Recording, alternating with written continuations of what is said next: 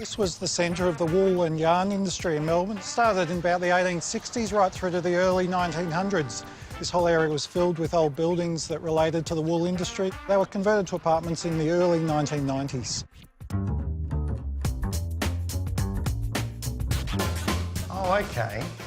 I'm starting to see why they're calling it the White House now. And the void, we're talking, what is it, 8-9 metres in height? Enormous, isn't it? So being a storehouse, they would have used it to transport goods up and down between the levels.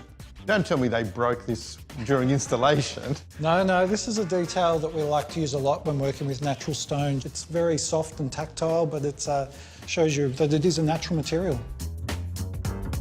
And I'm starting to see, Chris, a space which is reminiscent to an art gallery. I'm glad you picked up on that, because as you can see, the owners have a large variety of eclectic furnishings and furniture, and we really wanted their personality to be what you read when you come into the house. So for us, the house had to sit as a backdrop, as a gallery does, and allowed really the objects and the personality of the owners to come through. Some pieces of furniture here are reminiscent of my childhood. I remember my parents having furniture like that. It's a very comforting feeling staring back at this type of furniture.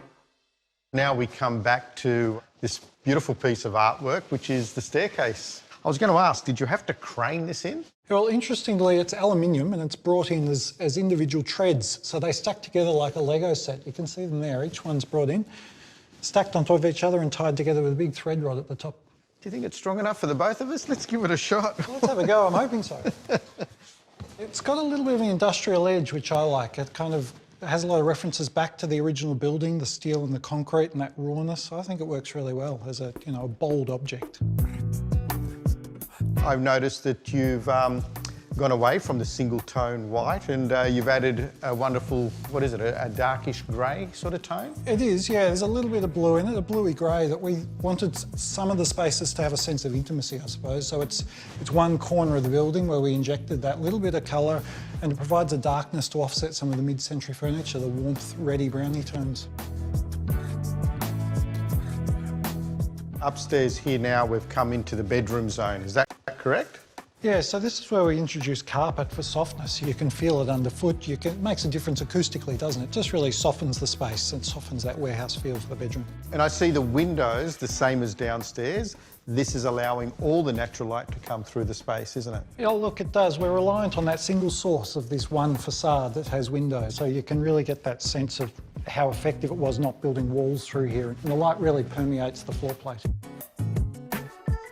So where's the bathroom? Well, the bathroom's actually tucked away behind the one wall we actually built.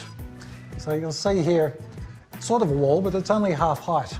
It's very warehousey, isn't it? It is. Look, it's quite rough timber. You can see it's a low-grade pine. We've painted it white to carry in and match all the other white and texture layers throughout the building, but you'll notice there's a lot of the saw marks in the timber from its milling process, and they pick up on a lot of the formwork textures in the concrete and the renders, so there's a real relationship between the existing shell and then these introduced materials.